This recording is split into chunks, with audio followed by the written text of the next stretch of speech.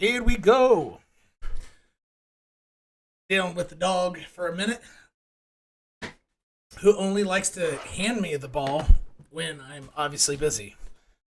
But if we're outside actually trying to play catch, you won't give me the ball. All right, welcome back to the Cosas Verdes show, where we cover Bitcoin price action, Ethereum, and altcoins galore, so you can have a more profitable journey.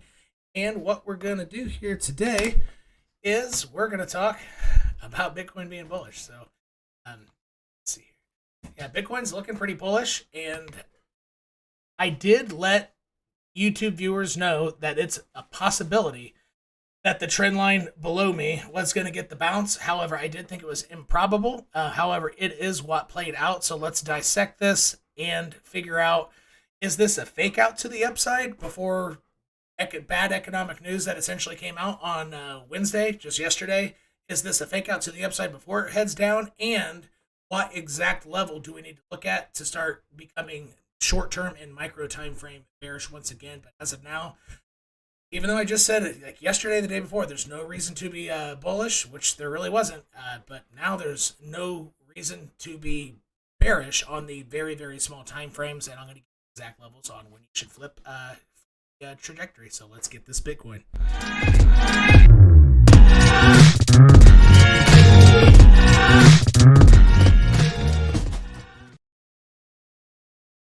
All right. Bitcoin's micro channel essentially superseded its macro channel. This ended up getting the bounce, something I had been highlighting in my last two YouTube videos, that the trend line made from the yearly lows of Bitcoin at 17.5 mixed with the next higher low in late June, early July. Here, I mentioned it could bounce, and I did not. I thought it was the third most likely, I think is what I said in that video, and the third most likely seems to be playing out.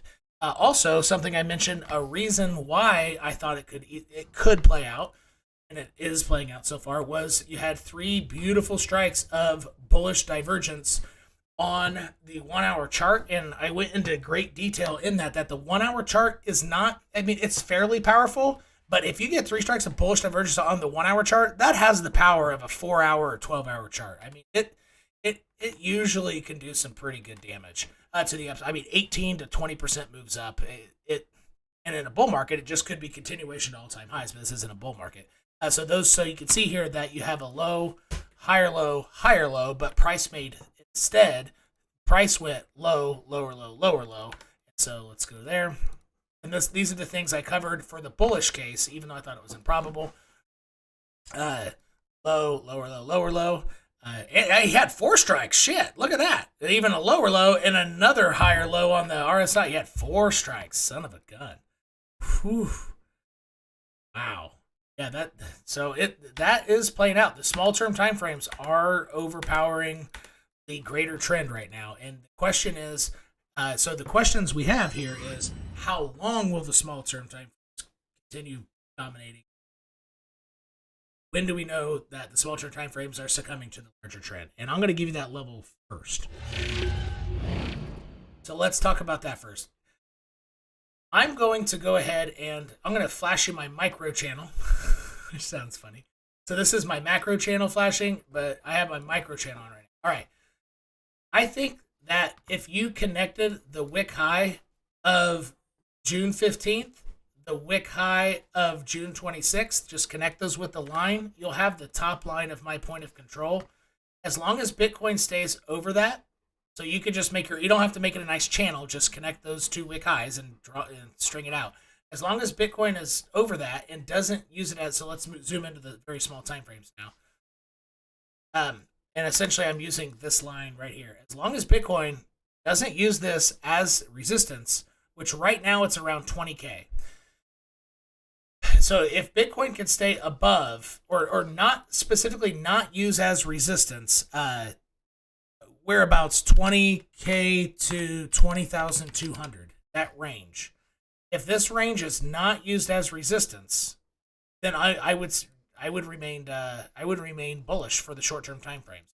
I do fully expect Bitcoin as a high possibility to come all the way down to 19.8, right? But that doesn't mean it's used this level as resistance yet. It would need to then go back above that area, right? So going below this, I would probably become a little bit more neutral, but I wouldn't be bearish yet. It would have to come up and then get rejected by something like this wick high of the CPI data release, pump before the dump, and then a pump. I would say something that it need to get back above that. That's about 20,100. So I could easily see a pullback just under 20K. It might be slightly more aggressive of a higher low, somewhere around 20,000, but this looks like a pretty reasonable area for a higher low, is about 20K. So I want to be very clear with what I'm saying here is just because it goes under 20K, that's not a reason to flip bearish right away. As resistance specifically, I would say if you could see 5-minute candles bumping its head multiple times on a couple of oscillations of the 5-minute Stokes, so that would probably take a whole hour and a half to see, right? It's, one full oscillation probably takes about an hour chart. So if you see a couple oscillations on the 5-minute chart, use that area of resistance. That would probably be enough to start flipping bearish and just completely, because that would mean short-term time frames, which are bullish, would succumbing to the greater trend, which is down, and that would be unity across all time frames. Probably be pretty bearish at that point. So that would be my cutoff right now. Now let's look at how high can this go. Where or not how high it could go. I mean, hell, it could go straight for 30K. Who knows? But because I've already made a video on that too, why that area actually could make sense for a large. I've already covered that. However, it's not probable. But where could it go within reason, and what are the two most likely areas that you might start looking at? That's what we're going to cover next. If you haven't checked out my Discord, links to that are in the description section of videos, and I post some bomb charts on crypto and traditional markets on Twitter, Cosas Verdes with the number 2.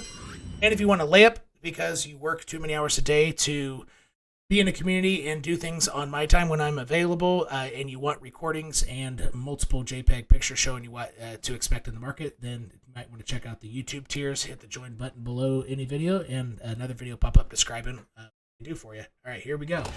So, how high is this going to go? I'm going to throw on the micro channel, it looks way more obvious. So this is a macro channel. If I put on the 8-hour, you can see it goes back all the way to the 69K top, right? Macro channel. So anything over 6 months, I would call that pretty macro, right? So that was November, so that's like 8.5, 9 months ago. This is a macro channel. It's not giving the best guidance right now. It's not no rules were rules broken? Yeah, rule was broken. It did not use the bottom of the point of control as support. Almost did, but it came up shy. So it did break some rules, which means something superseded it, which you just have to hunt for it, but it's pretty easy. It's the micro channel, which is based on those lines I've been warning about that it could get the bounce. So zoom out on this guy. It's those two, the double trend line here at the bottom that I've been talking about, right? Back from the $17,500 big drop to the next higher low, and I anticipated this would be a next higher low. It could get the bounce, right? And what I thought was more probable, though, is it would hit it, make a lower high, and then kind of come down because of the horrible economic news. But instead, it aggressively made higher highs and higher lows. Now, looking at this, let me get it on the 30-minute chart. You can see a little better. So looking at this, expand this just a tad.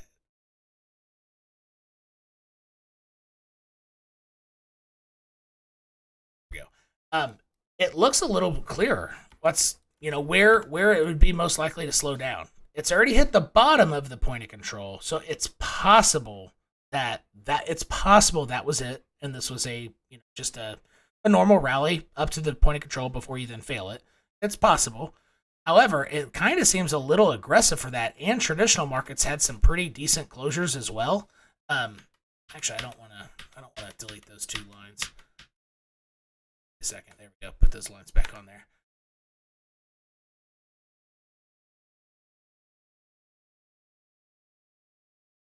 This, I feel this makes it a little bit more obvious. Okay, so it could be now around 20,950, where roughly we're 20,900.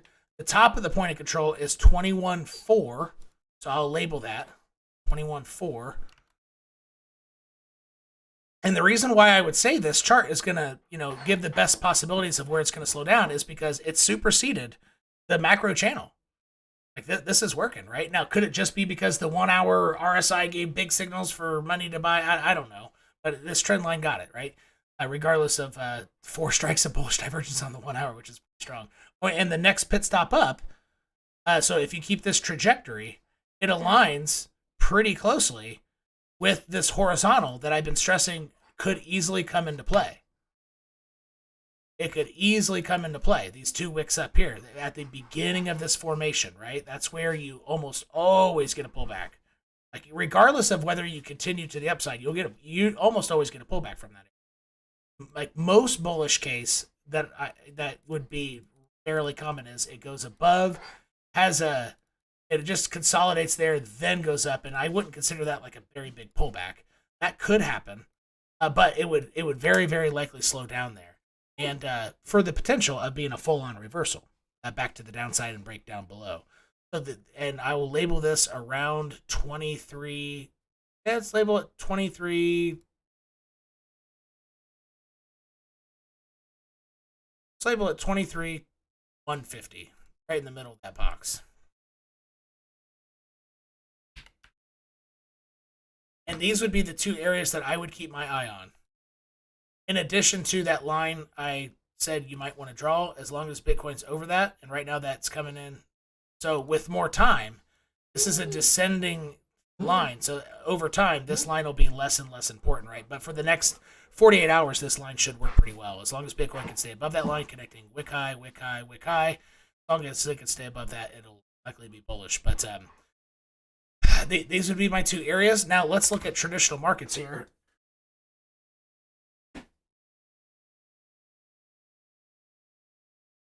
This kind of supports the idea of it's not slam dunk, but look at SPX or look at Nasdaq's closure.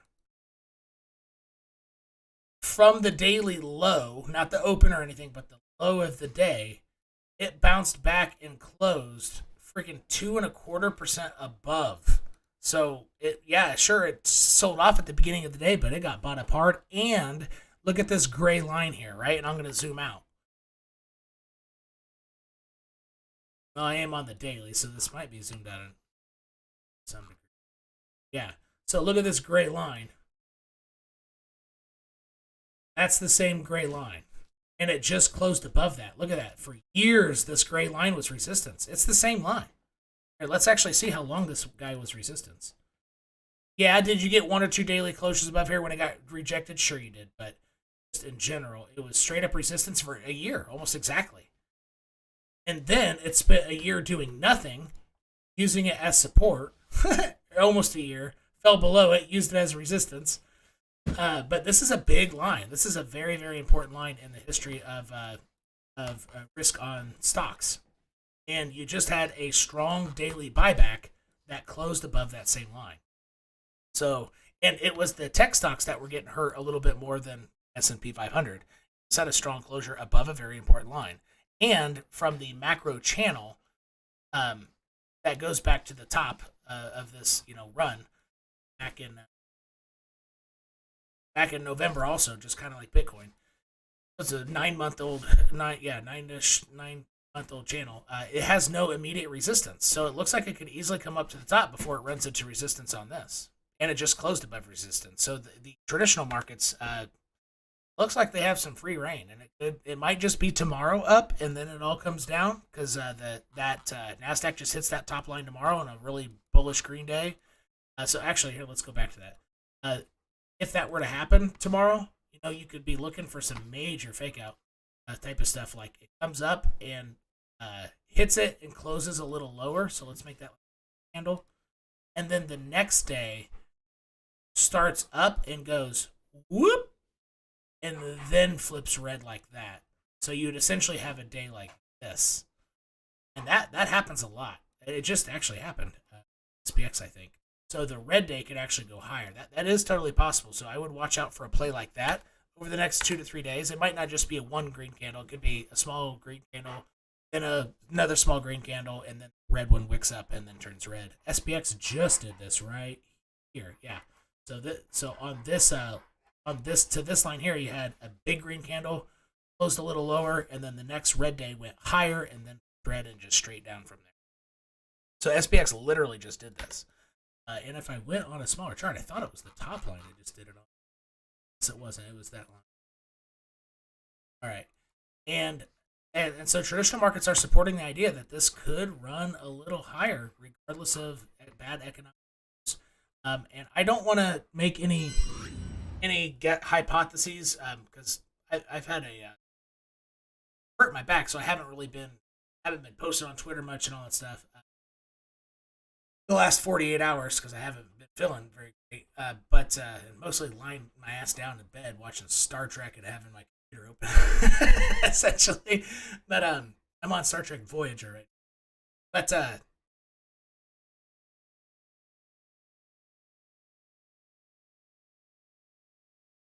sorry, my dog is really bothering me. Actually, I don't even remember what I was going to say about that. I apologize. So this could run up quite a bit higher, and I would not be bearish until those conditions were met. This, and I guess I deleted roughly 20,000 to 20,200. If that area is used as resistance, not below it, then start being bearish. It has to be used as resistance specifically, not just going below. Until that point, I would remain in short-term time frame. All right, so let's. I'm going to move on to the questions here.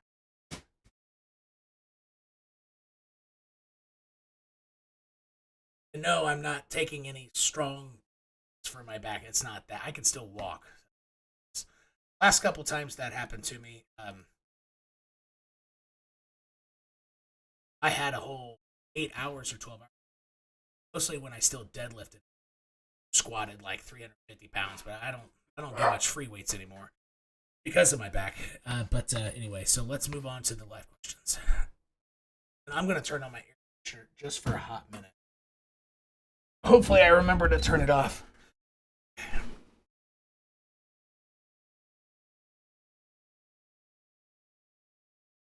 All right, so AP Tech TV, 6 p.m. Why wasn't it starting? All right, that's the first question. I was 3 minutes late because I wanted to try to run my dog out of energy, but he keeps putting a ball at my feet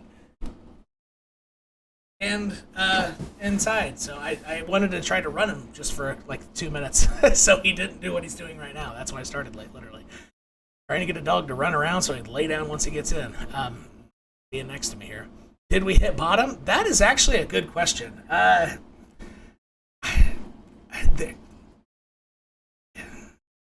It's possible.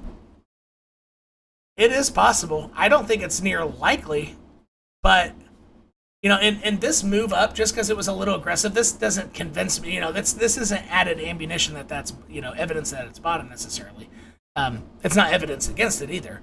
But a lot of my indicators or EMAs crossing and all that stuff to get bottoms. A lot of those, the way they're crossed, I think I've showed this before, but a lot of them are saying that was bottom. If the context around Bitcoin, which is a stock market that's straight up with all corrections being V-shaped, which clearly isn't the case anymore, like it's not. But that was 100% the case from 2009 until November 2021. Every single correction was V-shaped, 100%. Now it's not. So I would assume that those signals that did perfectly mark bottoms in the past, that they're not going to get it this time because those marked bottoms in the context of everything's up in the traditional market. And Bitcoin was just very fortunate to have been born exactly at the recovery phase of the housing market crashing, banks taking on way too much risk, and all that stuff caused a global recession. And Bitcoin was, born right as things were crawling out of that. It's 12 years of prosperity. So I would say highly unlikely that that's bottom. But what could happen though? I mean, 30K is totally on the table. Bitcoin could easily come up just to the previous structure and play with the bottom. I'm not trying to do any sexual puns or anything, but play with the bottom of the structure, right?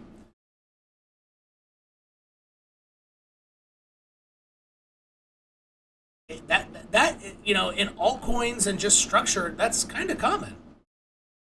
That's not that big of a deal. And honestly, it seems like a big deal to us right now because we're living in this.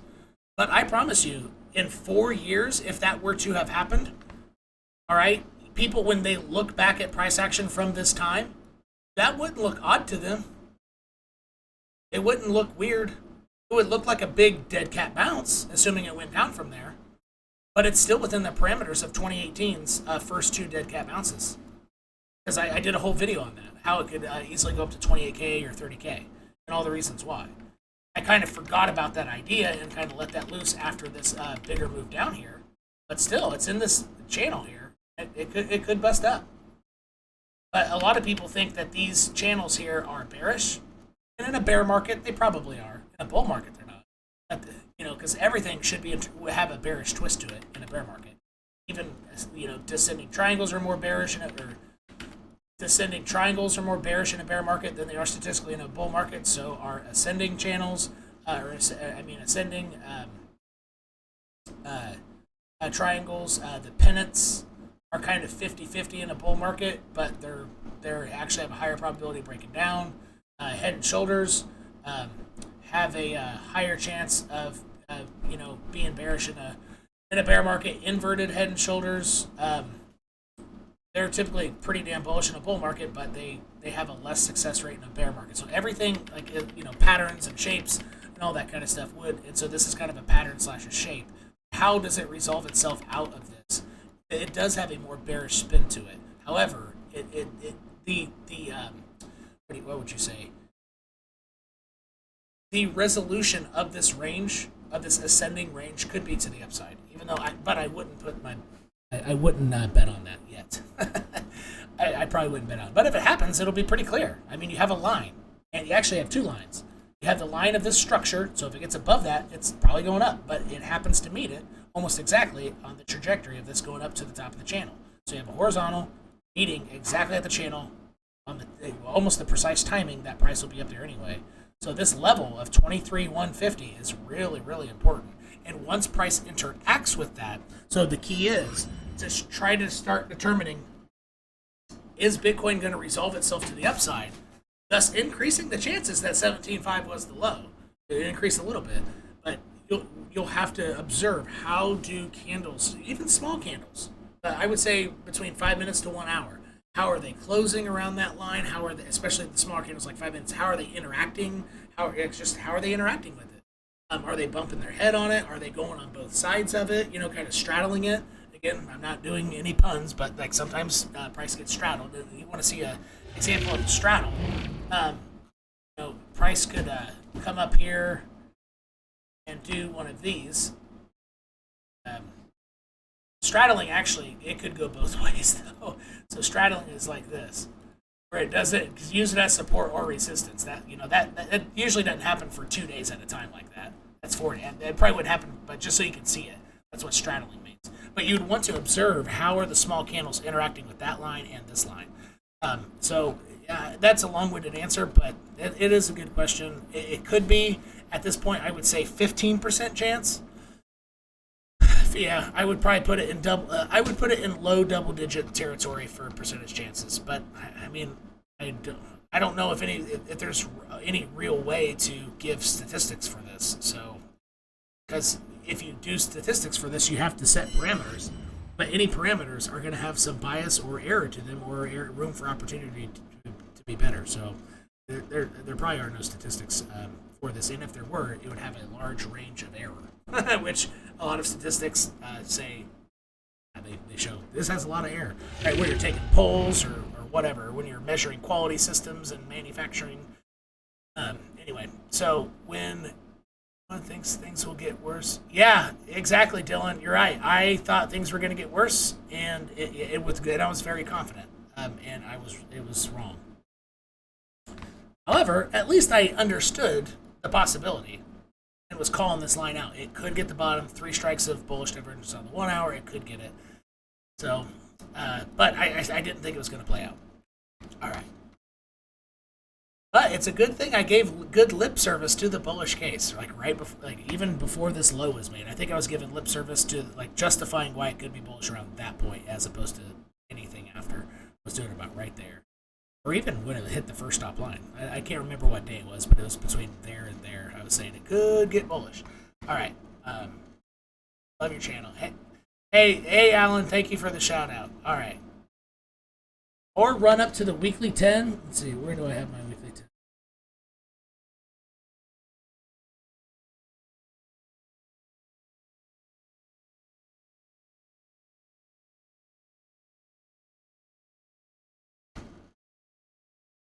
Yeah, it could go up to the weekly 10. The weekly 10 really is a good target. I mean, it gets a lot of play on big, strong moves. After going down, it could race right up to it. Yeah, so where would that put it? So it's already below this wick low. Honestly, yeah, it could. Yeah, it could. That would actually be pretty tricky. Yeah, if the resolution is up, it might be a fake out to the upside. So if it were to go above this, it might only do it to reach up to touch this and then come down, looking compellingly bullish, breaking out of this, like resolving itself to the upside, and then head right back down after. That's actually a good. That's a good eye. That could easily, yeah, a really tricky situation like that could happen. It looks very convincing that the resolution will be up, but then it gets totally rejected by this weekly 10 EMA, which, in my opinion, in crypto is the one most important moving average of any sort, whether it's simple moving average, exponential moving average, whatever. All in all, I would say that's the most important, particularly in bull markets, but even bull market or even bear market rallies, they interact with it. So, but most of a bear market does not interact with it unless it's a rally. Yeah, that would be something to look out for. Absolutely. That was a good input, by the way. Really good input. All right, let's take a look.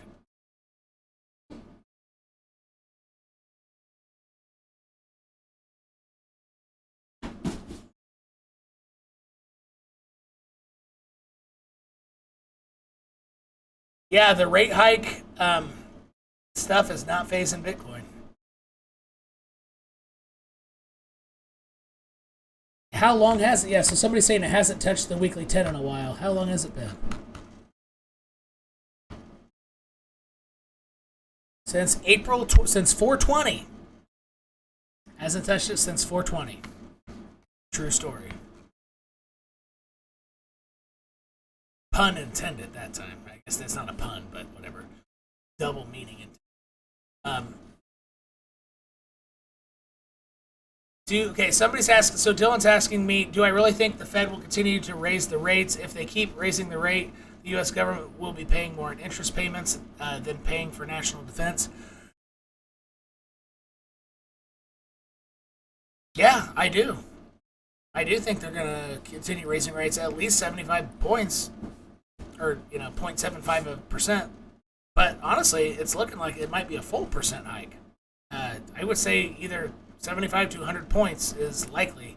But maybe your question is after that. They might slow down after that slightly, but I think Jerome Powell. You got to think of what legacy he wants to leave, and I would. And there's already been a Fed chair whose legacy ended on a similar scenario, I think in the late 70s, where he decided to print his way out of a printing issue, out of an inflation issue, and it just got out of control, and that's how he went out. I don't think Jerome Powell wants to do that, so that's just a guess. And to some degree, anybody in government, like even the president, it doesn't matter where you are, who you are. To some degree, the vast majority of anybody in government type of stuff, they have some type of puppet strings attached that somebody's pulling. And it's just, so it is possible that those strings get pulled real hard and he does end up starting to print. It's possible, but he as a person, I mean, just kind of trying to interpret him, I would say he's not, I think he's going to continue raising rates because I think he's finally, not finally, I think the U.S. government has known for a while even since last calendar year, that inflation was going to get out of control. But as we all know, you don't want to cause panic in the markets at the cost of being honest, which politicians and honesty don't go hand in hand, right? Every president has done a bold-faced lie since, I don't know, since whenever. Read my lips, no new taxes. I did not have sexual relations with that woman. Weapons of mass destruction. It's not a tax. We're building a wall. So every president has straight up lied, and this was Biden's. I think they had to. If I were president, you'd probably have to. You have puppet strings, and you can't cause panic. So I think they've known for a while, but I don't think they knew how aggressively they needed to approach it. So yeah, I think they're gonna have to start approaching it pretty aggressively. I do. All right, hey, Mr. Green Things, what's up? What are your thoughts on trading VGX? That's the point I was trying to think of when it was about McAfee, and about a few months ago I tried to think of the coin. I can't remember what it's called anymore. I still can't remember. I remember the ticker though. This isn't the full chart. Isn't this the anonymous coin? What the hell is it called? Or no, this is Voyager 2. Oh, maybe this is something different.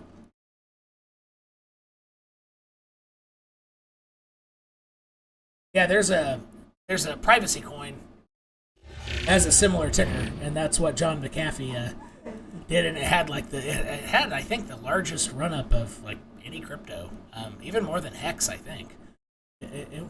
Maybe not more than Hex, but it went like 4,000, like 4,200 percent, but 4,200x, 4,200x. Like from a market cap of 800,000 to a market cap of 4 billion. It was just stupid. All right, what's your question about VGX? Somebody's asking about Polygon MATIC. I'll cover that next. That coin's doing pretty damn well, and so is Curve. To my chagrin. But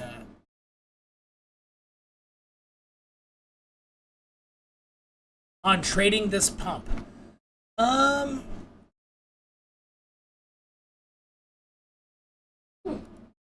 So do you want to join the party?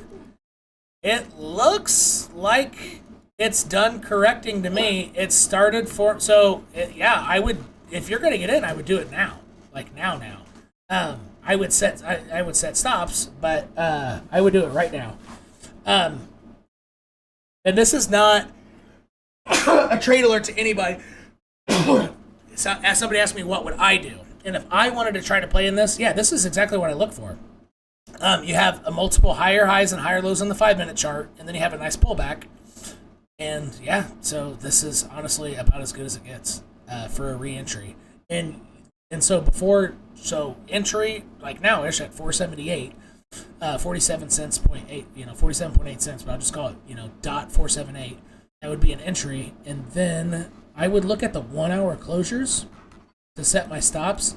So this 1 hour opened here. It's got 23 minutes left. I would set my stop right under the open of the hour, because if this hour flips red, it's probably going down more. And again, this is something we talk about on Discord a lot. A lot of people ask, they're in position, money on the line questions. So again, in the description section, I have a lot of VIPs and even, cryptillions during their live chats come on, and the main utility for them is they're actively trading. They want to know what I would do in their situation. Yeah, so this is pretty common stuff. So I would set my stop there, and here's the basis for it. Because if you think about it, if this candle turns red, then it's going down. Therefore, you don't want to be in any type of long position, right? Whether it's spot trade or not. So therefore, let's see how far away from current price that is. So that was at 478. Yeah, that's 2.4. So that would be kind of a wide stop for leverage. So you wouldn't want more than 5x leverage on that, because that would be a pretty wide stop. You'd be taking like a 12% loss if you were to enter now and let that stop out. So because of the entry, I would say 3x. If I were to try it, I would not allow myself to do 5x, because I wouldn't want to take a 10% loss if it were to work out. But it looks pretty probable. It looks like you'll probably be able to get some move up to put your stops into profit. So I would wait though until this higher high is broken and a pullback happens and it starts moving up. Then I would put my stop into profit. After it breaks this high, I would put my stop into break even, so you can't lose money. So, and this is something I do for my VIPs for their trade alerts. Is in the trade alert I say move stop up after this condition, or move stop to profit after this, or move it up, and then I'll follow up with it. Hey, now's the time to move it deeper into profit. So for that, to move stops up, I would wait till this till this is broken to move it to break even, and I would wait for the pullback, and it convincingly at least starts ticking up. It doesn't have to break another higher high, but I would wait for the pullback after that's broken, and then it starts swooping up a little bit, and then I would move my stops into deeper profit after that condition. So I can draw that out here. It would have to do something like this, then pull back, and then start going like that. So at this moment, I would put my stop deeper into profit. But at this moment right here, actually right here, after it broke above this, I would move my stop to break even. Because for such a small asset, if you put in your stops in too close to current price, the bots can see your stops, and they can and do at times just go get them and then go the correct direction you were hoping for anyway. So that's why I would suggest not moving stop to profit until that point.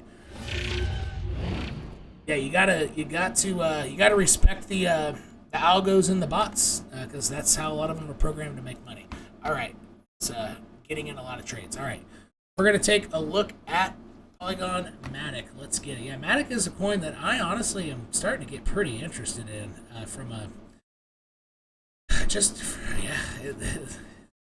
This looks like a damn good choice for something to try to scoop up deep in a bear market. All right, let's take a look. Yeah, I mean, structurally, it's still holding up pretty good.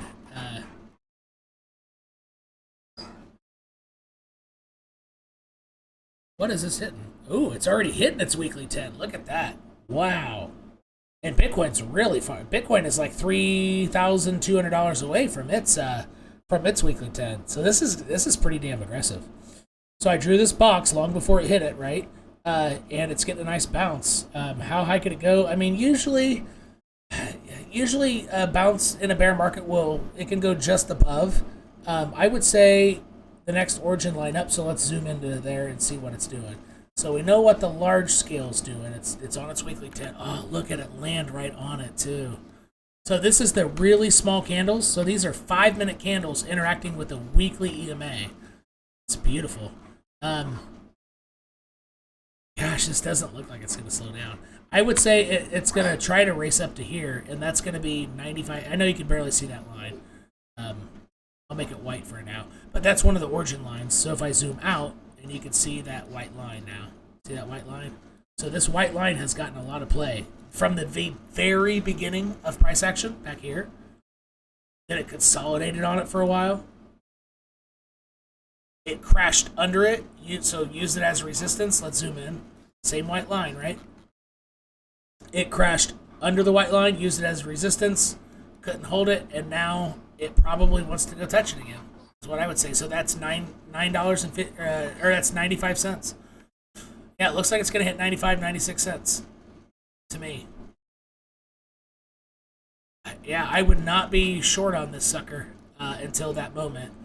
And even when it got there, I would be cautiously shorting. I wouldn't be super confident, but even if it were to resolve to the upside, you'd probably get a pullback in which you could put your stop at break even for a risk-free trade, right? It's probably going to slow down there if it gets there.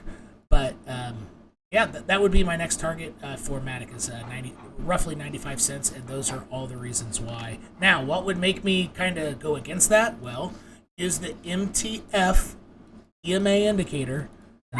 What is it actually called? It's called... Oh, yeah, it's literally called MTF EMA, and put on the weekly 10, and then you can go to really small candles, any candles. Like, you can go to, like, the 1-minute chart if you wanted to. If price went below this moving average, the weekly 10, and use it as resistance, then I would say that the chances of price getting up to 95 cents starts becoming improbable. So the weekly 10 would keep going like this, or wrong way.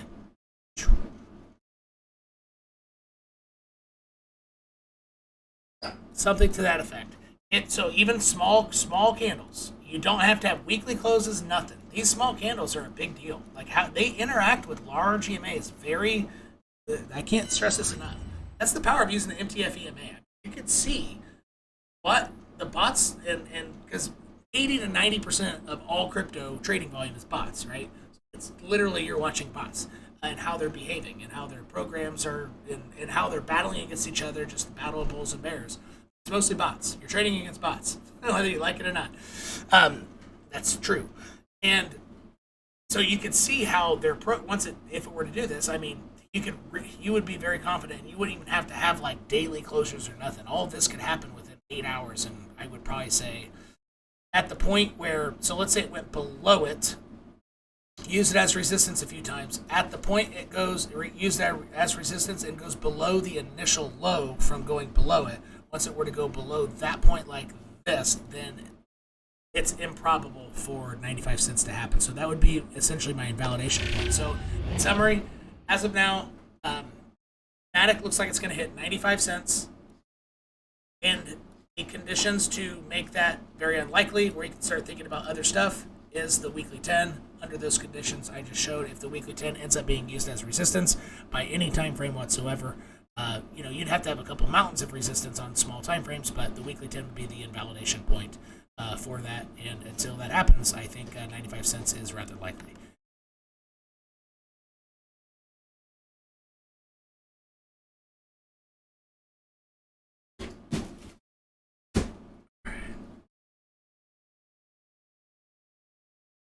Okay, I'm going to scroll down to Michael's D's question because he's a YouTube tier member and he has an emblem next to his name. So I'm going to skip some questions, then I'll go back up a little bit more. So that's one of the benefits of being in the YouTube tiers is I look at your questions first.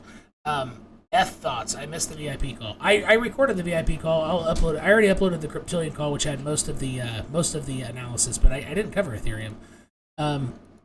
Let's actually look at ETH versus Bitcoin for. Oh God! Wow, this is really moving versus Bitcoin. Wow.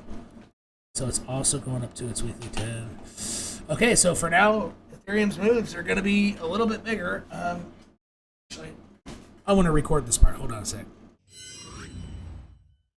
All right, so Ethereum seems to be outperforming Bitcoin right now. So let's go ahead and take a look at Ethereum price. Here we go. Ethereum versus Bitcoin, you're having a nice, powerful move up. This is the 4-hour chart. So the overall trend, it's not crazy bullish versus Bitcoin, but it isn't an uptrend, right? Relatively higher lows, higher highs for the most part. And it's racing up to the weekly 10 EMA, which this is ETH versus Bitcoin. This is not ETH price versus the dollar, but you have a strong move. So for the next, I would say at least 24 hours, maybe 48, it looks like any move up that Bitcoin gets, Ethereum has a chance to, outdo it. And it should, yeah. So look, just look over here on the right-hand side. Bitcoin up 1.35% today. Ethereum up 6.4%. So Ethereum's getting some freaking work done. All right, now we're gonna take a zoom out here, and the weekly 10 is way up here. So by the time, if Ethereum were to race up to its weekly 10, that would be $1,400. Have a lot of work to do. And right now it's getting rejected by the bottom of this orange and black point of control. So let me take off the weekly 10. It's getting rejected as of now by the bottom of this. So let's zoom into the 5-minute chick candles. See how it's interacting. It's not a very strong rejection. It's consolidating under it. It almost looks like it wants to break above it to me. This looks really aggressive. Oh my goodness. This is a really aggressive move. It went up 11% in 3 hours. Ah, man, it almost smells like a fake out. Jeez, that's almost too aggressive to be real. Man. Gosh. Now, I would not try longing this here, but I don't know if I would try shorting it. This is like a no trade zone. Yes, it's been over like just like 11% in 3 hours. I mean, an asset that is like how many billions? Is it still 200 billion market cap or 180 billion? Like an asset that's that big, moving that fast, that's kind of stupid in a bear market. That's pretty impressive. It's not stupid bad, but so that means it could be a fake out. All of this could be a fake out. In traditional markets, everything. But that would not give me enough confidence to want to short this. Even though I would love to short that with the idea that it's probably going to pull back anyway, and I could put my stop in to break even or in profit, even if it does resolve itself to the upside. But man, in this current market condition with Bitcoin going up and Ethereum racing up versus Bitcoin and the stock market closing strongly on daily closures, as of now, an entry is probably no bueno. But if I were in profit from like back here or something, yeah, I would have taken profits at that point of control for sure, and then waited for a big pullback. So a lot of times pullbacks happen at 45-degree angles and or trend lines at 45-degree angles, and guess what you got? You have a trend line at a 45-degree angle. So as long as Ethereum stays above that, somewhere around 11.11, yeah, as long as it stays above about 11.11, which is also the horizontal from here to here.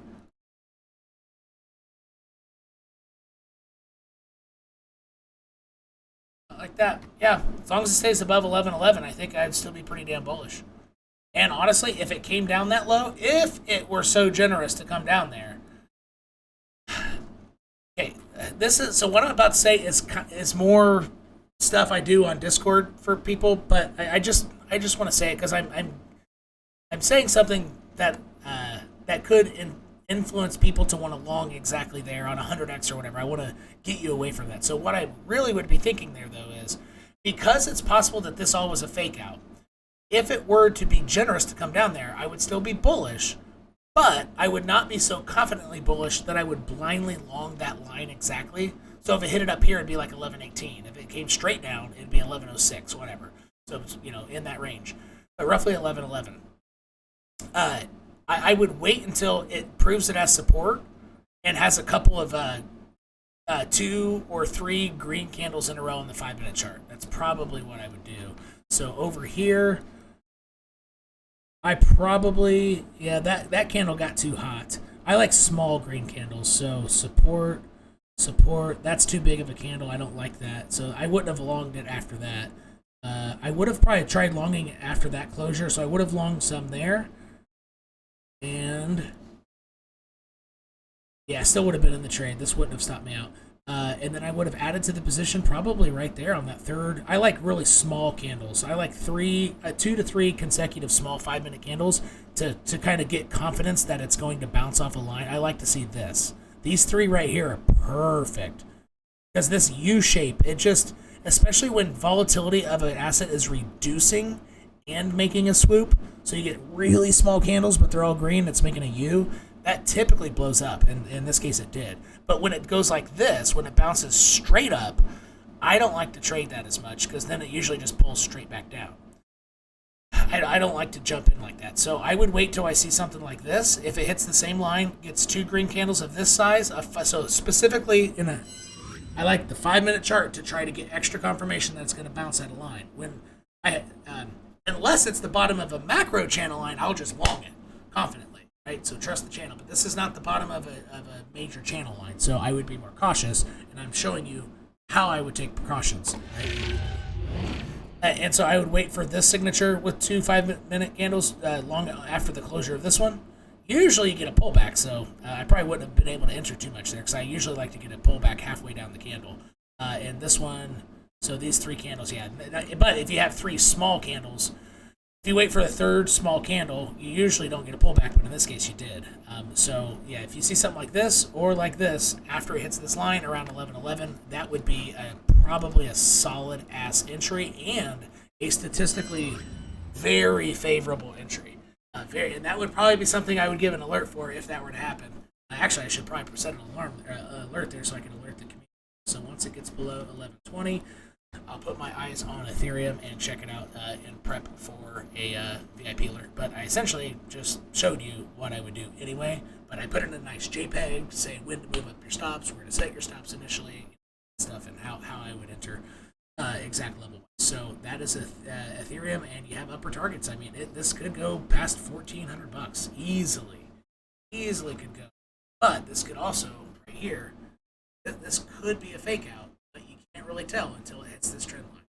Anything above this trend line, even hitting the trend line, you still have no reason to be bearish on the small time frames. You won't be able to tell for quite a while, whether this is a true move up or not. So it's going to be pretty interesting. But it sure feels like one. It sure feels like the market is going to race up. Just ignore the bad CPI core data stuff and ignore the idea. The Fed is very likely going to raise rates pretty heavily, but it's almost as if they're going to take a traditional market and crypto up until the rates are actually raised or until bad earnings announcements later this month or something. So, and it plays to the point that somebody in the comments here, live chat, said, when you're convinced it's going to go down, that's when it slams up in your face. And that is exactly what happened. It's precisely what happened. It went up, then straight down, then straight back up, all in one day. It's wild stuff. All right. However, on a live chat at 8:30 a.m., because I do workshops Wednesday through Friday at 8 a.m. for futures, so we can plan our entries. We played it perfectly. We played the first fake out of the whale game absolutely perfectly. And I'm recording snippets of it. One of my VIPs even said, "Oh my God, that was the easiest $400 I ever made." We played it perfectly. Oh my gosh, it was so perfect. I'll show you where it was. Make myself small.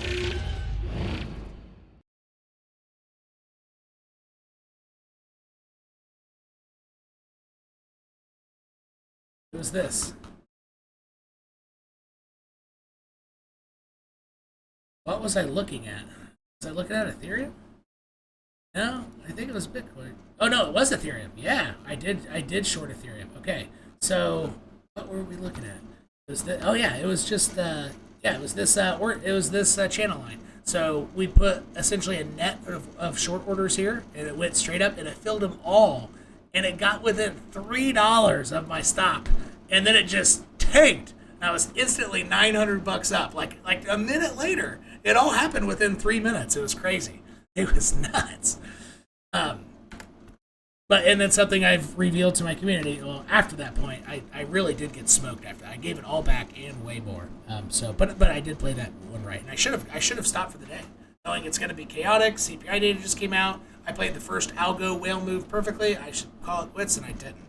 I didn't stop when I should have, and it's a big learning lesson. When you play a great move, the very first volatility of market open or news being released at 8:30, which sometimes happens, if you get a big hit, you should probably stop for a while, especially if it's in light of like unpredictable volatility. Even though I predicted that first part right, and I predicted that it would come straight back up to the middle, which it did. But then I did not see on. So this is where I started getting burned because I didn't stop trading. I wanted to short here, and it didn't work out. And then I wanted to short here again. I was like, okay, went up to meet this one, and it didn't work out either. So I should have stopped right there for the day, but I didn't. All right. However, I did stop giving alerts though. After this one, I didn't really give. I only gave one alert. I gave one alert that ended up being wrong, and you would have been stopped out had you followed it. But that's why alerts have stops. All right.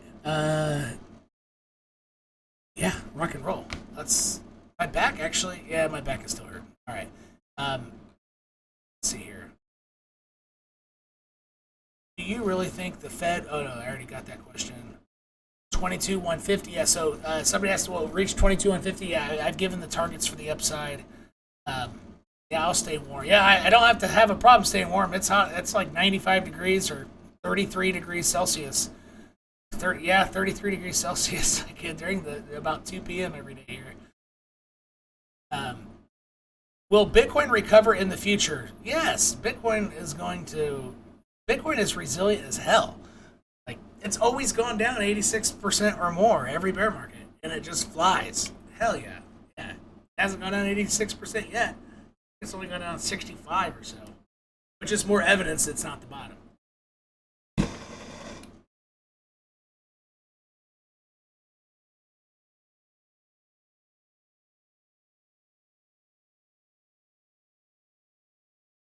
Yeah, it feels like price is going to stay bullish to me too. I would be long as well. You should, yeah, I think micro time frames, you should be bullish. Kind of looks like a bear flag. Oh, yeah, on the midterm time frames, all this this channel, a rising channel in a bear, yeah, a rising channel in a bear market. A lot of people interpret it as bearish, but you know, after you bounce so hard off the bottom, you shouldn't be bearish quite yet, because it looks like it could race up to here, to 23,150 easily. Could the resolution of this be bearish? Yes.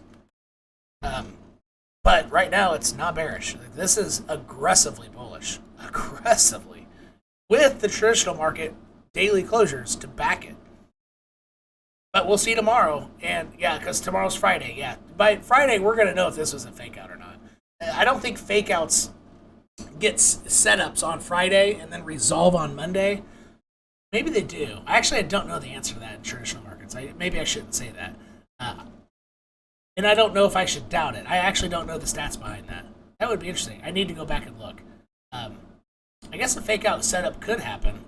Tomorrow ends aggressively bullish, and then on Monday it goes up even higher and then slams red. Ooh, that would be dirty. But that would let crypto go up pretty high all weekend.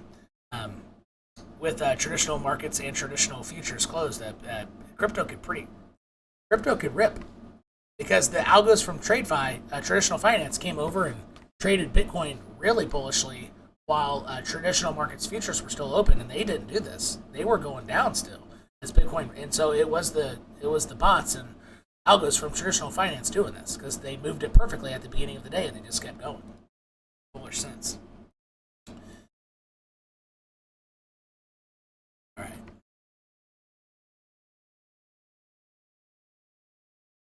Yeah, starting to DCA into stuff at 20K Bitcoin is probably a darn good idea.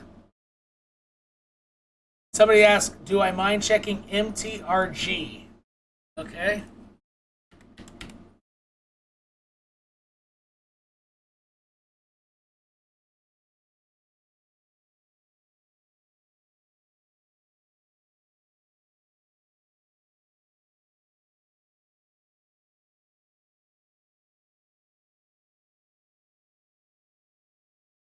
It's not too bad of shape for an altcoin. It's better than par for the course, I'll tell you that, in terms of what it's done this bear market. This shape doesn't look too bad either.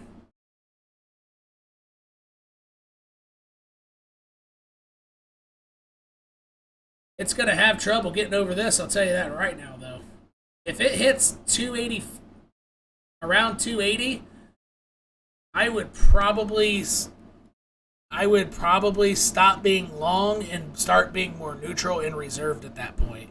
Yeah, because you have this must be a daily horizontal. I can't see the horizontal. Yeah, so let me take these off. Yeah, so you got this structure here, all this, and this. So you have this structure here. You have this height here, wicks down to here, and this is roughly getting. Man, but it's almost like it's consolidating under it. Oof. Where's that weekly 21 again? Gosh, it almost looks like it's coiling up to bust above it. Maybe I take that back. Hold on. This might count as a consolidation under this area, under this resistance. This,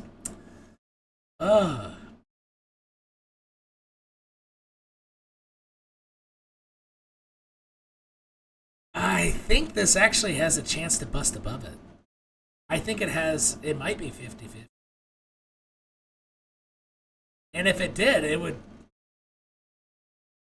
it would go up to almost $4. I think it has a chance to fly up straight to, how big of a percentage increase would that be? Damn, 90. That would be a big ass play. I think it has a chance, a good chance. Like almost, I would say just shy of probable at this point. Well, definitely shy of probable, but it's got a strong double-digit chance. I would say 40% of going straight to $4 in this move. And counting this move starting from here. So all of this is part of the move. Not just like 1 day, 2 day, 3 days it's there. I'm not saying in 3 days it'll be there. It could take like 2 weeks. But yeah, this is an area where, because of this nice consolidation under this horizontal and the weekly 21's approaching where it's already tested, it might ignore this line. It might ignore this major EMA. Where's the weekly 10? It's already, so this is a great straddling. So it's straddling the weekly 10. It's not using it as resistance and it's not using it as support. It's going on both sides of it. It's already tested this twice. Gosh, it really does kind of look, man, it looks like it's got a strong chance to go to $4. But I would definitely keep my eye on the weekly 21. You would want to, so once it starts getting back above here, you want to start diving, keep that EMA on using the MTF EMA indicator and go down to the really small candles. You're going to want to see if you're going to get much hesitation at this EMA.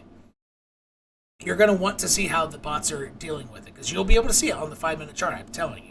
Like, you'll see if they're hesitating or you'll see if they're going to blast it through. It'll become pretty apparent as you start. So kind of look back here, how the 5-minute candles were interacting with the weekly 10. Even though this doesn't have much volume, but, I mean, yeah, you got rejection, rejection, rejection, but were you making any lower lows? No, you weren't. You just consolidated right under it. Boom. Fake out. Complete. Wow, that's dirty. That's a big sell-off. That's kind of dirty. That's a nasty stop hunt. Wow. This looks like it's traded on futures. Or the bots of the exchange played some dirty ass games. That's pretty dirty right there. Wow.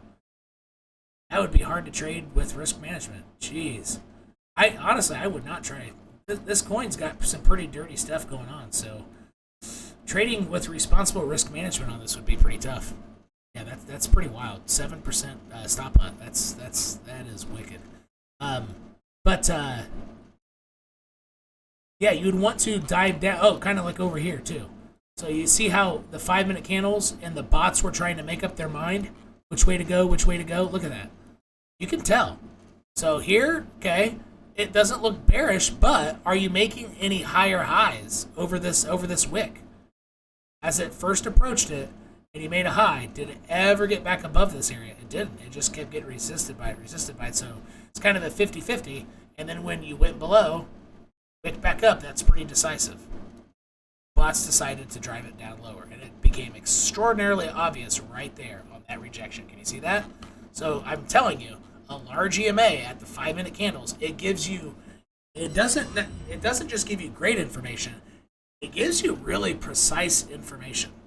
Like, don't underestimate the power of mixing low time frame candles with a high time frame EMA. It's a powerful, powerful thing.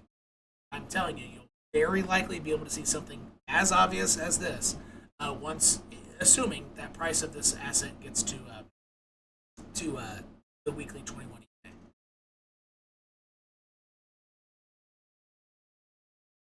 Is my channel named after 420?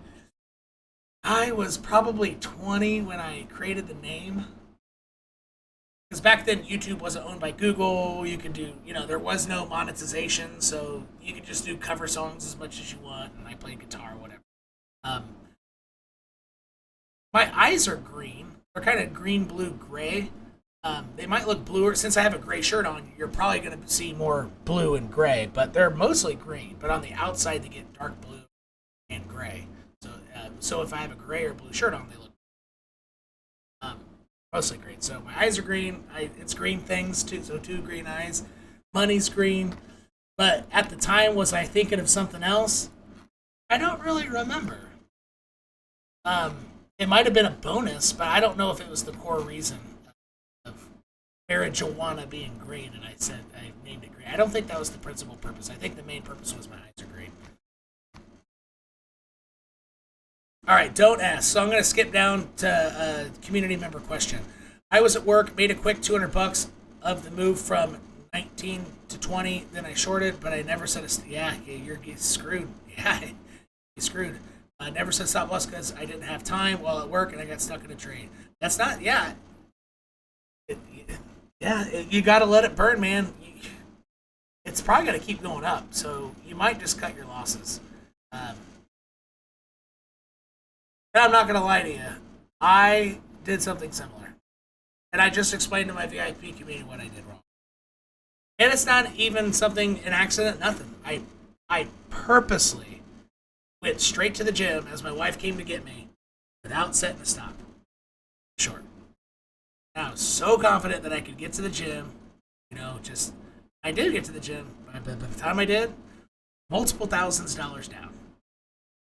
And I made the active choice to say, yeah, I'm confident this is going to be down. I did the same thing recently. And I haven't done that in, it's probably a year, but it might only be 6 months, where I was so confident on something that I decided, you know what, I'll be right back at my computer. I won't set a stop.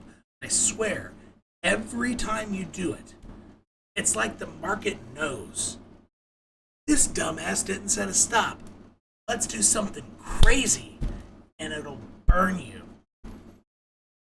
And it took me 6 to 12 months to forget that.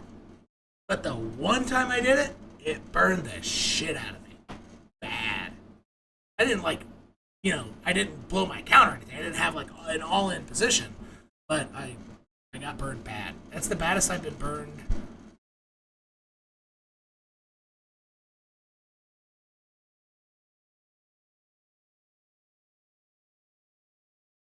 A long time. Maybe years. So maybe I haven't done that in years. I think I probably have done it within the last 12 months once, but I didn't get burned. Yeah, if you walk away without setting stops, I swear the market is a beautiful thing, but it's also brutal. It's beautiful and brutal, and it's like it knows. It knows when you do it. So just remember that the next time. If you're too busy to set a stop, that automatically means you're too busy to enter the trade. That sounds pretty logical, right? If we can do the Vulcan logic here. How can you be not too busy to enter a trade, but too busy to take 10 seconds to set the stop? You can't. It's not possible. You're just making excuses. And so did I. I just made an excuse. I had plenty of time. I just wanted to go to the gym real quick because I was confident it wasn't going to go up. And it was only a 30-minute window, right? Like, grab my bag, get to the gym, get changed, and get to the second floor where I get reception. About 25, 30 minutes later, boom. Market knew, and it burned me. It burned me bad. But it was my fault, and I deserved it. I absolutely deserved every dollar, every thousands of dollars lost from that. I deserved it. And, the way you can see it is, you need to keep that reminder. So you have to let it burn. And you got to really think about it. Like, how did I allow myself to get tricked into doing that? And the way I allowed myself to trick myself. So you trick yourself, right? To make exceptions or just blatantly break rules on risk management, which is probably the most important among the 3 pillars of trading, right? Entries, profit taking, risk management. It's by far the most important.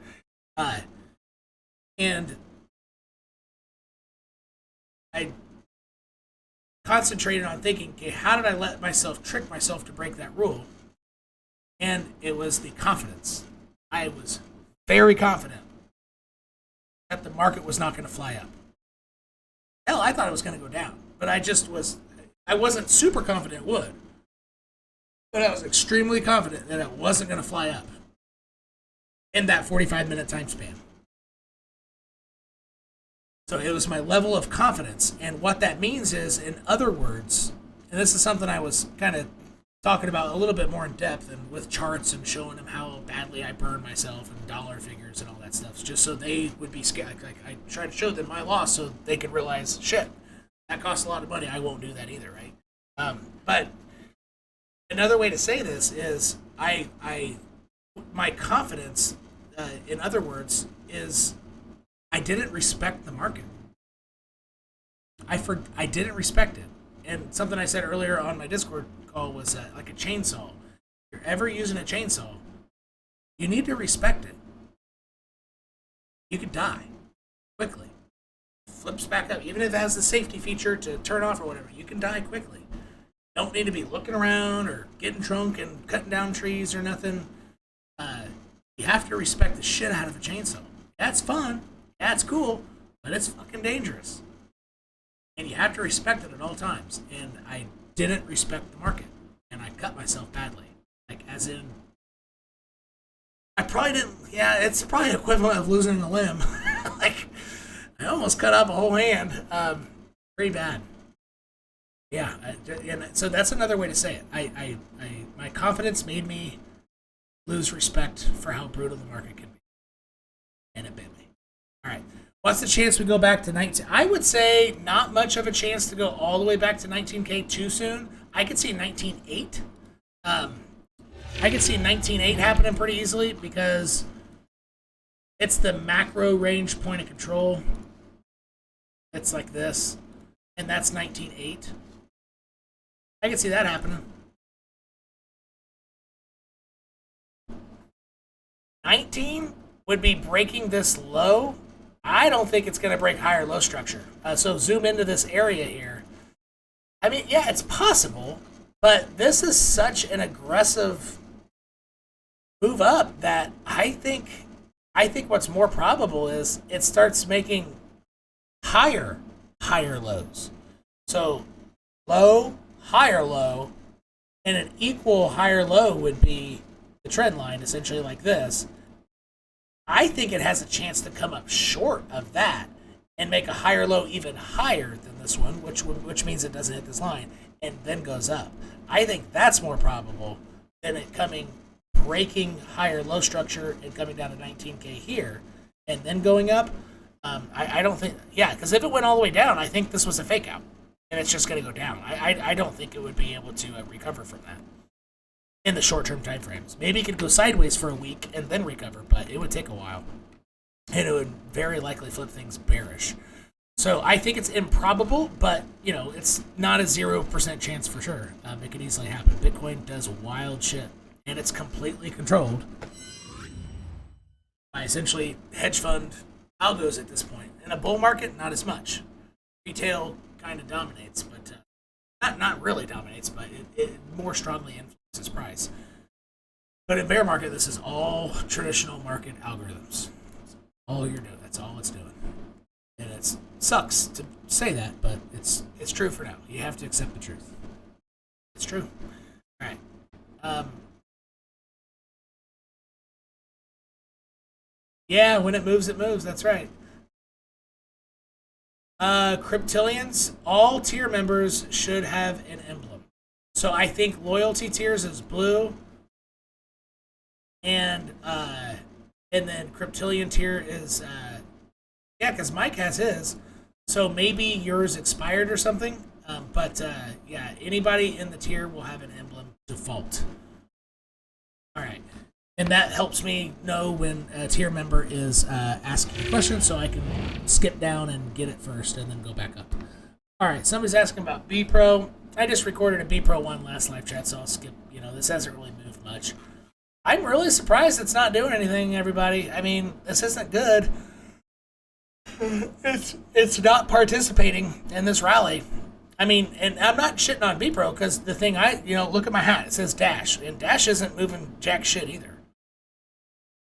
Well, it's actually up more than Bitcoin today. And B Pro technically is too, but structurally, I mean, Dash is, that's not, so here was actually way more bullish than Bitcoin. It outperformed even Ethereum here. But here it's not participating very, very well. So back to B Pro. So I'm not saying this in a dire scenario, because one of my favorite coins isn't moving either. I mean, I really think it has a chance to get straight to 160. So 160. I mean, it's a pretty obvious spot. It's just a question of, will it participate in this rally? And right now the answer is no. And that's I need to be really clear with everybody.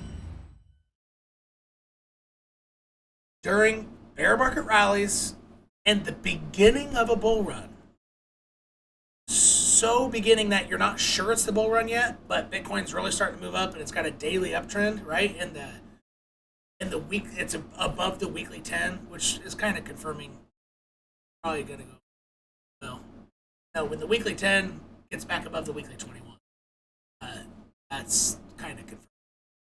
But because I don't think there's ever been a fake out on that. Probably won't be for 100 years soon, but that's a big EMA. Early in a bull market and any bear market rally, small caps don't do anything. Beginning of next bull run, you're going to see big layer one. So your top 50 coins, right? And even some layer twos in there. They're going to race up. And your micro caps aren't going to do shit. For the most part. There might be some. But in general, they're not going to do shit until people are doing what?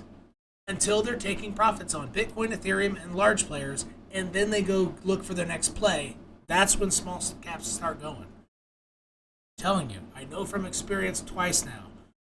And I made the mistake twice. Holding on to small caps thinking they're going to do something in the beginning of a bull run. I played BPRO perfectly. And MTV perfectly, so that was when things were heating up. But also, way before that, in late 2020, October, when things were getting bullish with Bitcoin, I was into small caps still, and they didn't do anything. While we had the Oracle coins, stuff like Chainlink going up and all that, that's what started everything, essentially. It was bullish before even Bitcoin was. But you had other, Oracles was the first flavor of the month to go. And then what was it? And then it was DeFi up second. That was the next flavor of the month in the bull run. And then it was Web3 stuff started flying. And then it was NFT / metaverse. And that was essentially the last flavor of the month before it was over. And then as that happened, you saw every coin modified their webpage to say all of them. Everything was metaverse and everything had NFT. Everything, maybe it didn't have Oracle. Oracle they didn't add, but everything was DeFi. So all these companies just like changing their websites to get new people to buy their shit. Ugh. And it's going to happen again next run. Same thing will happen. They'll just, whatever they know is the flavor of the month, they're going to put on their website. This is what we do. We're Web3, DeFi, and NFT, and Metaverse. Really? Yeah, I mean, I just wish, just realize that you're essentially, even large caps, for essentially, they're a penny stock. They don't have revenue. They're not proven. And if they do have revenue, they're not profitable without investor money for the most part. There aren't many exceptions. Ethereum is an exception to that. Maybe a handful of others. Algorand might be an exception, mostly because they're getting large funding.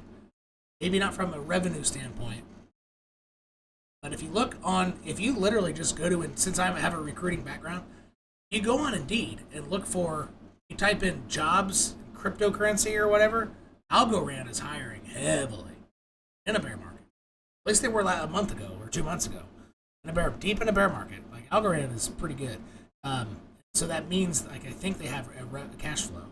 Let's see here. But for the most part, you're just dealing with penny stocks. So I hope everybody can realize that. All right. That's also why during last bull market I kept telling people don't let your identity be associated with a coin. Don't chest pound. Only have 1-2 chest pounding coins max. And don't just blindly say this project is going to change the world, because they're not. They're not. The only altcoin that has a chance, even a chance in hell to make a change in the world right now is Ethereum. And that's not even guaranteed. Chainlink has a pretty good opportunity as well. But everything else, it's just kind of copies of copies. It's just plagiarism of plagiarism. Everybody, and that's happened for all of human history. Don Quixote.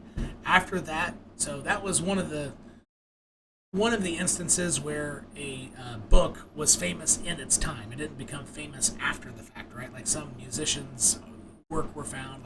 Was it Bach? Or no, I think Sebastian Bach was famous during his time. What? And so was Mozart. So was Beethoven. Was it Bach? It might have been Bach. Bach got more famous after his death, right? But anyway, so Don Quixote, for example, it was very famous in its time. And for like 300 years, the majority of books were essentially a copy of that. So similar to they're just chasing the profit, right? Or Guns N' Roses, they're a huge success in the late 90s. For like 4 years, you had every band trying to sound like them, right? I mean, what's another? Just over and over and over and over. And so that's what all these altcoins are doing. They're just copying each other and trying to make improvements for the most part. But they're just chasing profits of the other successful companies. So everything is essentially chasing Ethereum's success. And most of them will fail. The vast majority. I really hope you all realize that. And that's why, like, having faith in altcoins are in a bear market, I mean, it's kind of silly, unless it's a monetary coin. But even then, like as we experienced in the bull market, monetary coins are not immune to getting destroyed by a delisting. So they're not even immune, but they have the highest immunity out of anything, right? Outside of Bitcoin and Ethereum. Monetary coins, things that are a form of money only, right? So Ethereum is not a form of money only. It's not a monetary coin. It's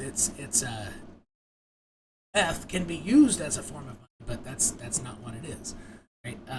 But you just shouldn't be that confident in these coins. They're literally a freaking penny stock, and they're probably going to die.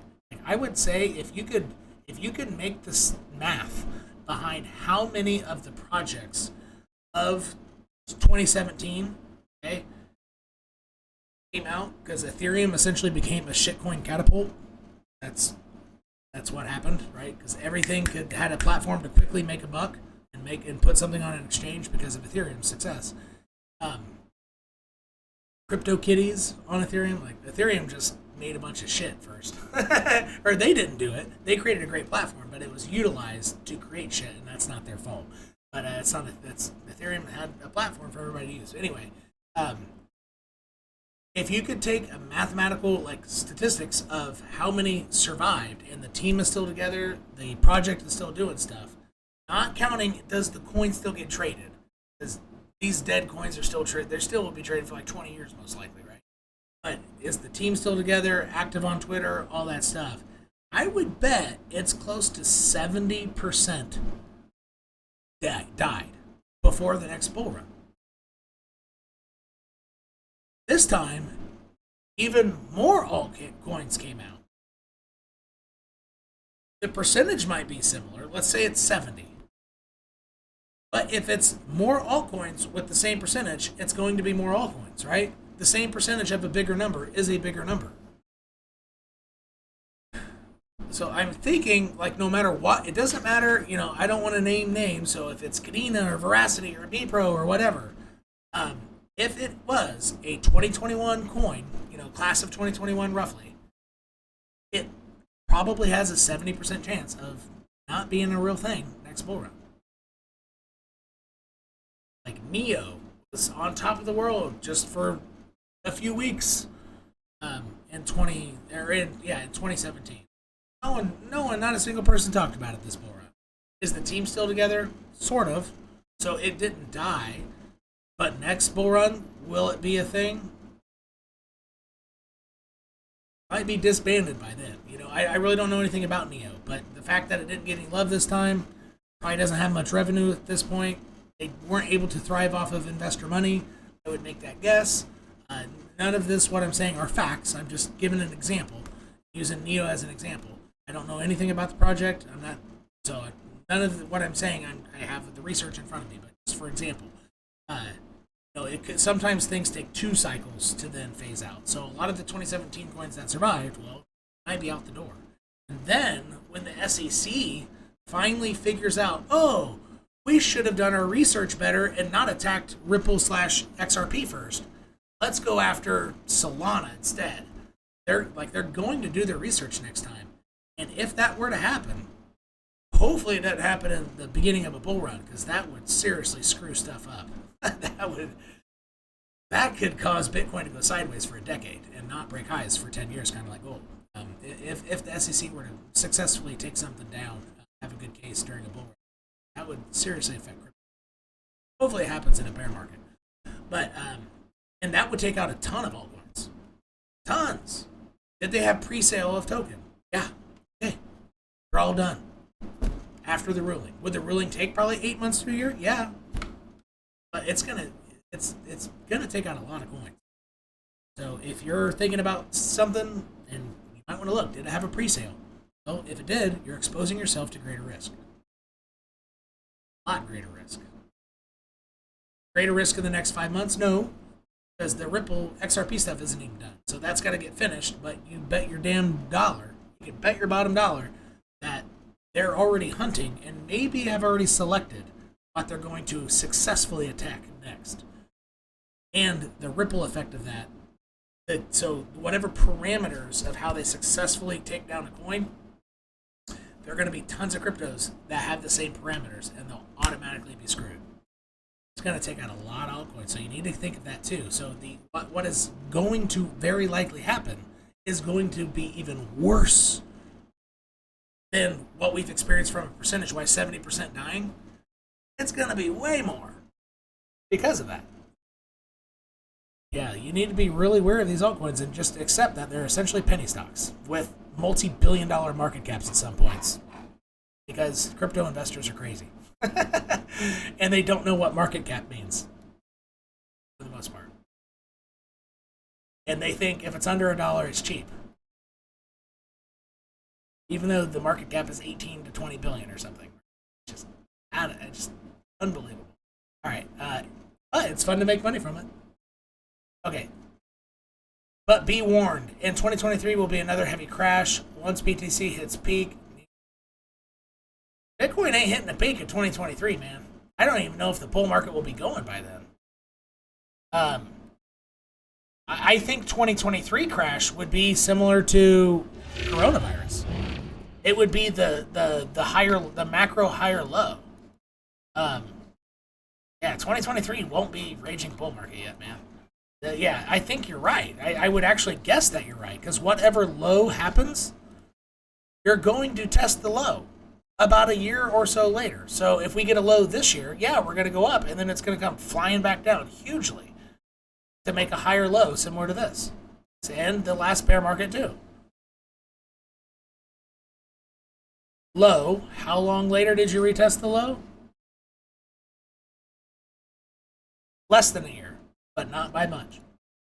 And how high did you go up from the lows? 100%. You doubled. So Bitcoin goes to 14K, it'd be 28 to 30,000 Bitcoin, then slam back down to 15 or something. Yeah, absolutely. I would guess that in 2023 there's going to be a big move down too. I think that's just kind of logical from my standpoint, just looking at the charts. So I would fully agree with you. I don't think anybody's got to be warned. I think anybody who studies charts knows that once you get a low, you might want to watch out in a year, because you're going to have a rally and then it's going to test the lows. Yeah, it absolutely should happen. It would be surprising if you were wrong. I actually think that you have a strong chance of being 100% correct. For those more just viewing it in another sense, it actually should be fairly obvious to expect that. ETH should hit around 480 to 520, Solana around $10. Yeah, those are my targets that I've been saying before anybody on YouTube was really talking about it. Because I like to get bearish faster, right? And once the bear market finally hit, people who thought I was stupid earlier then started watching my channel. I could see it right in the analytics of YouTube. But that's how it works. I thought a lot of people who were right were stupid too when I was in 2018. I was like, no way. Like, it's not going under $5,000. That's not going to happen, right? And it definitely did. So.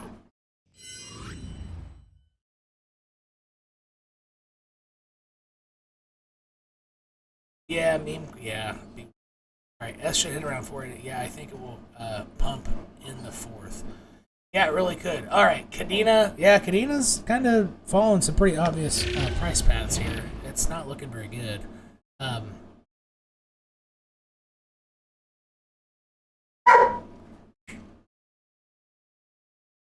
right, I'm gonna fire off with Kadena, and then I'm going to wrap this up because I got a barking dog in my office. Anywho, All right, so we're focused on the weekly 10 as a potential bounce point for Bitcoin and a lot of altcoins. So let's dive into this chart and see what we're working with. Let me go to the 30-minute chart. I can get rid of this. My triangle down here wasn't, ooh, this wasn't hit. I drew a triangle and it wasn't hit. Ooh. It's not common. All right. But when I drew that triangle, I said I think it's about 60% of times I draw a triangle hit. So that was one of them, but make note, right?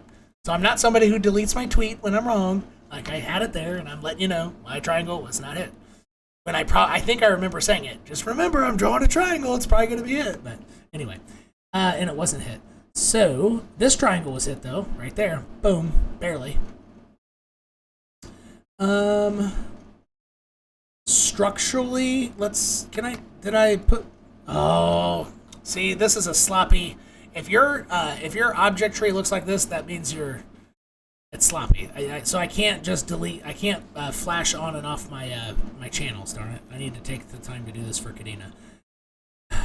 It's not participating in this run very much. I mean, off the lows, yeah, it might be outperforming. Yeah, it's only 11%. It's not outperforming Bitcoin. So this is getting ignored. It's getting cold shoulder from buyers. This is not really participating in this. This is not a good sign for it, folks. Not a great sign for a large coin. Now, for a micro cap coin, you know, like MTV, Veracity, BPro, even though Veracity is small cap, not a micro cap, but small caps and micro caps, yeah, that's normal. It's to be expected, but if you're supposed to be a revolutionary layer one, that's, you know, all that kind of stuff, or whatever. I think this is layer one, technically. I really don't know jack shit about Kadena, but outside of everybody who wants to talk about it and thinks it's awesome.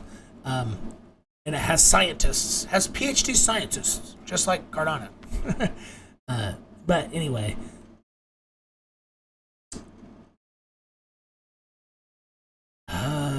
This, man.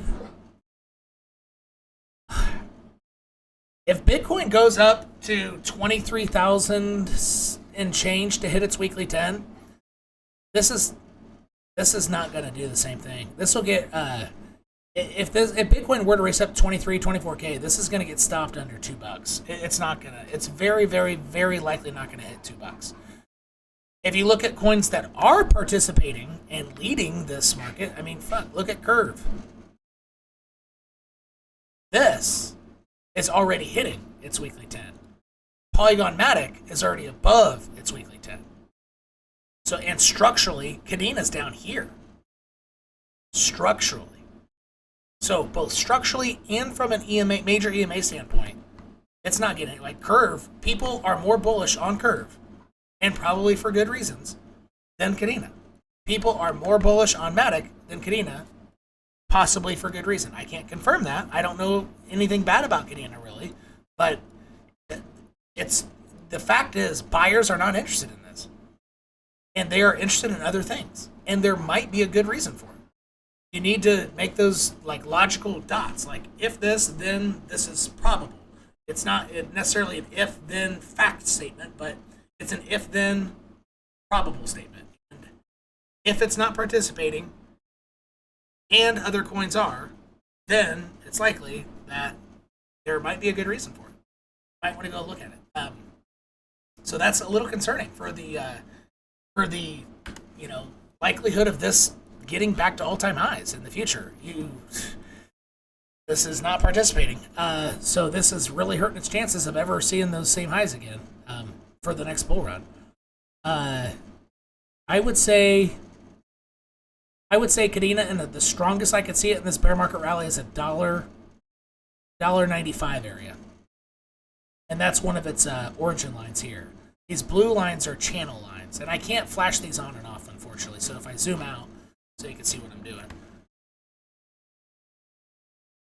So origin lines are going this way, and the channel lines obviously are going down because it's its top. It's been in the same channel. So blue line, and then point of control here.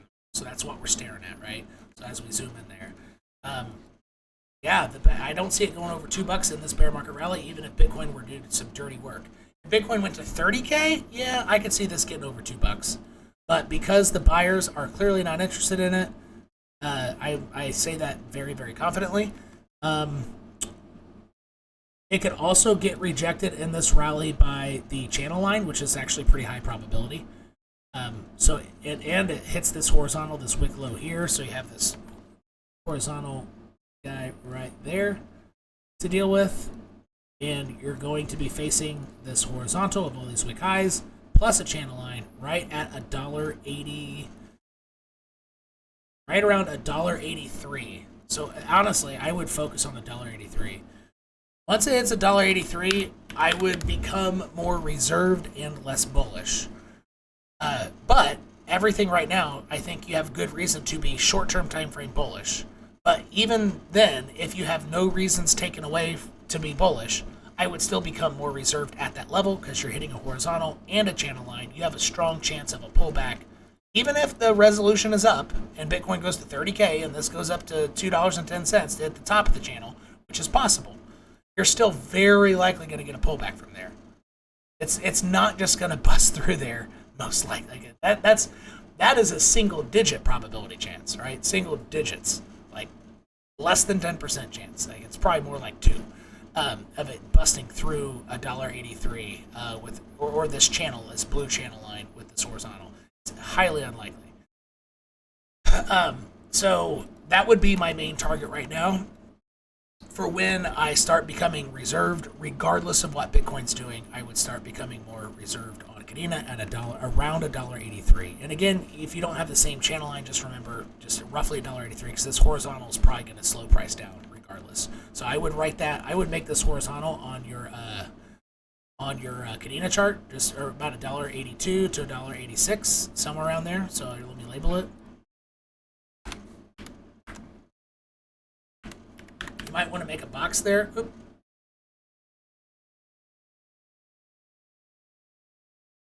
Right there, and that's where I would start looking for a pullback, and potentially that could align perfectly with the end of this bear market rally.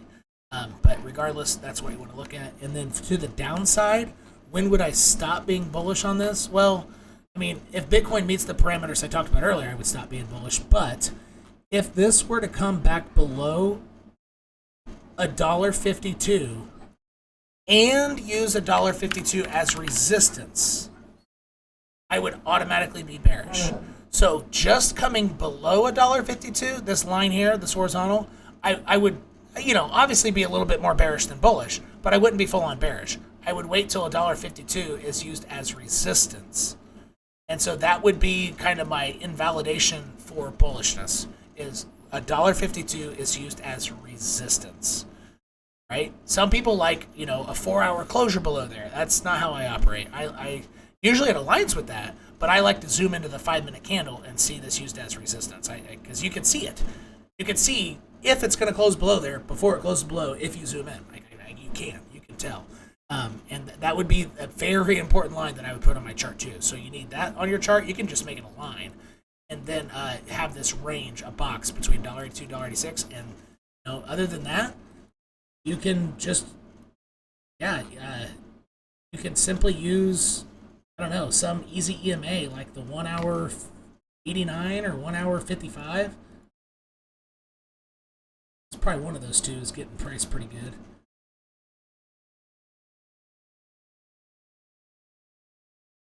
I would say the 1 hour 89. As long as it's generally above. So look how actually that was a great pick. Since June 26th, it's been a great one. Resistance, resistance, resistance, yeah. And then it got above, support, support, support, broke below it, resistance, resistance, yeah. Whatever bots are trading this, they're really focusing on that line.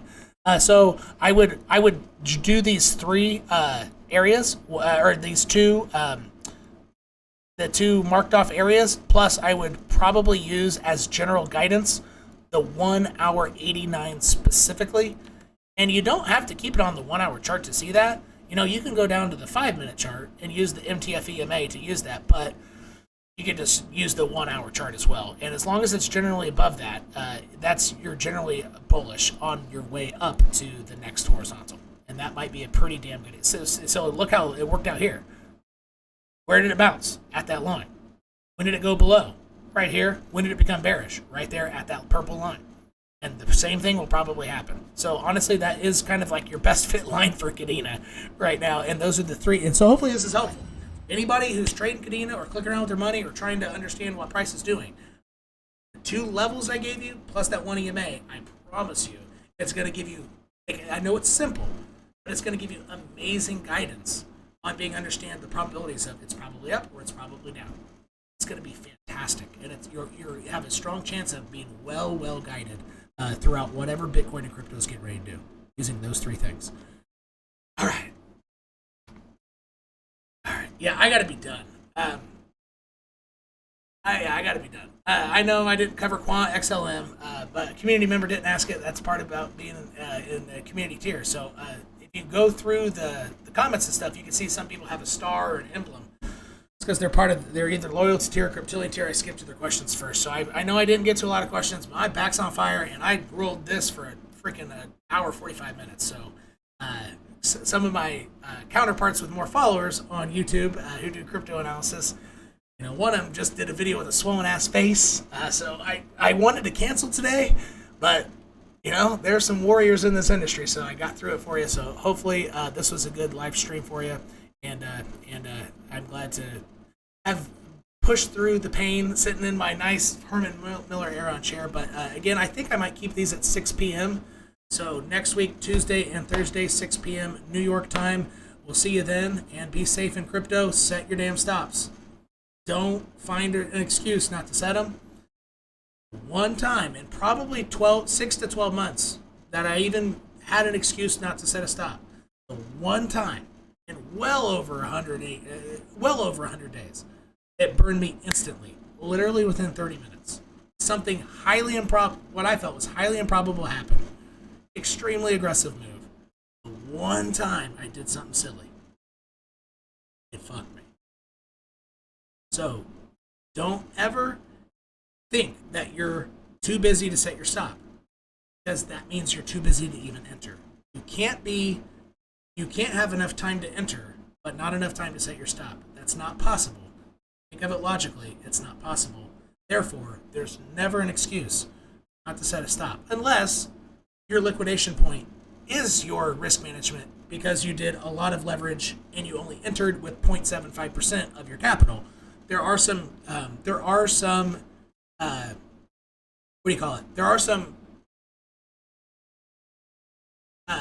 ways that that's not accurate, but if you're not using super high leverage and using your capital amount as your risk management, as most people don't do that, which that's a weird way to trade, but mathematically it actually does make sense. I don't recommend it though.